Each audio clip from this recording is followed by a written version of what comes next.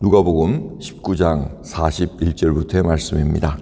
가까이 오사 성을 보시고 우시며 가라사대 너도 오늘날 평화에 관한 일을 알았다면 좋을 뻔하였거니와 지금 내 눈에 숨기었도다.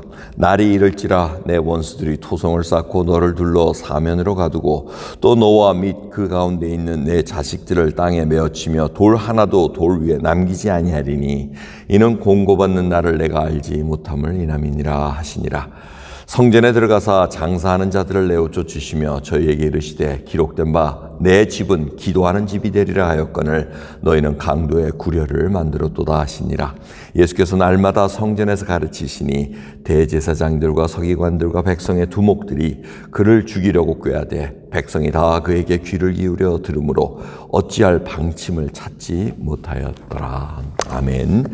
저희들이 사순절을 지금 보내고 있습니다.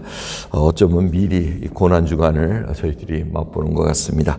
주님께서 예루살렘 성에 입성을 하셨습니다. 백성들이 호산나 호산나 하면서 지금 구원하소서, 지금 예수님께서 왕이 되셔서 로마의 압제에서 다 제거해 주시고 우리를 자유케 해 주옵소서, 이제 그 놀라운 찬양 소리가 나왔습니다. 근데 주님께서 예루살렘 성에 오셔서 뭘 하셨습니까? 우셨다고 얘기합니다. 그 우신 이유는 바로 이 예루살렘 성과 성전이 다 무너질 것을 아셨기에, 앞으로 약 40년이 지나면 그것이 다 무너질 것을 아시기에 애통해 하시는 겁니다. 너희들이 차라리 그날을 알고 정말 하나님을 의지하면서 하나님 말씀대로 순종하면 좋았을 텐데 그걸 거부했다는 것입니다. 그래야 원수들 이 토성을 쌓고 너를 둘러 사면으로 가두고 돌 위에 돌 하나도 남기지 않고 무너뜨리라고 이 예언을 하십니다. 이 말씀은 벌써 AD 70년 로마 군인들이 와가지고 예루살렘 성전을 에워싸고 그 다음에 예루살렘 그 성을 다 에워싸가지고 무너뜨린 그 사건을 말씀하고 계십니다. 아주 처참한 사건이었습니다. 사람 하나 살 수 없는 그런 상황으로 만들어 놓은 것이 바로 이 사건입니다.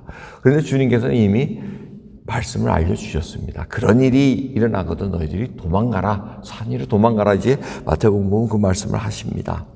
그래서 AD 70년 그 예루살렘 성이 무너질 때는 기독교인들이 거의 없었다는 겁니다. 예루살렘 성에 하나님의 말씀, 예수 그리스도께서 하신 말씀을 기억하고 그들이 그 사건이 이렇게 일어났을 때 이미 다, 왜 그냥 사도행전 보면은 초대교회들이 얼마나 왕성했습니까? 상상을 하면은 기독교인들이 얼마나 많았을 텐데 지금 거기에 예수님 그 로마 구인들이 에워쌌을 때는 그들이 보고 도망을 갔다는 얘기입니다. 하나님의 말씀을 우리들이 얼마나 잘 깊이 간직하고 있냐 생각해 봐야 됩니다. 저희들도 이 마지막 때를 여러분들 보십니까? 주님께서 종말 때를 알려주셨습니다. 저희들도 그 마지막 때를 알기에 애통하면서 정말 슬퍼해야 됩니다.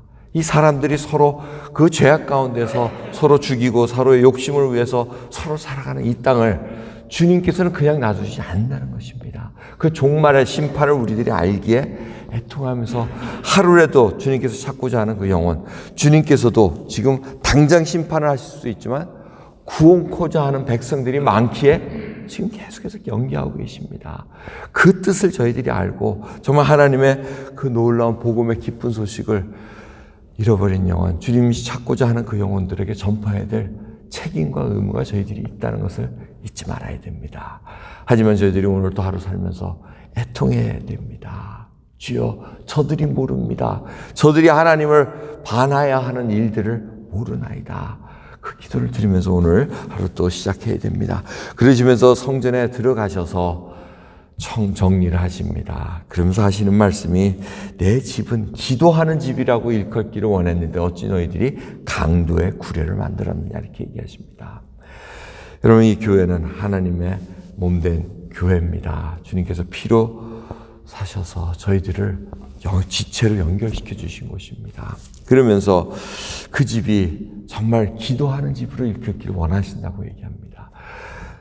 주님의 이름으로 두세 사람이 모인 곳에 나도 그곳에 있으리라고 말씀하셨습니다. 지금 이 시간 하나님께서는 우리가 두세 사람이 모인 곳에 예수 그리스도의 이름으로 모였기 때문에 지금 함께 계십니다. 그 모이신 곳에 우리가 기도해야 됩니다. 강도의 구렬은 어떤 곳입니까?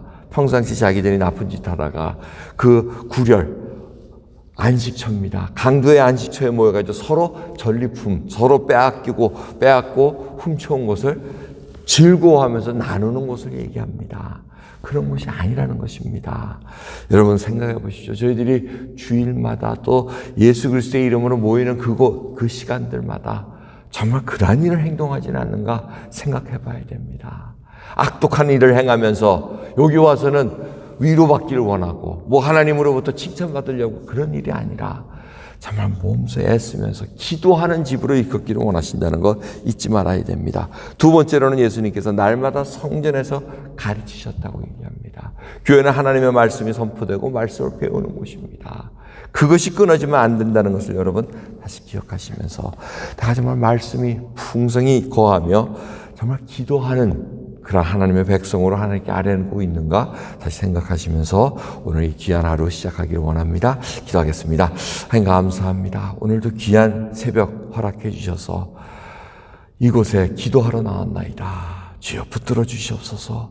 주의 백성들이 연약합니다. 애통하는 심정도 없는데 주여 오늘 다시 한번 가난한 심령이 되어 애통하는 심령으로 주님 앞에 아뢰기를 소원합니다.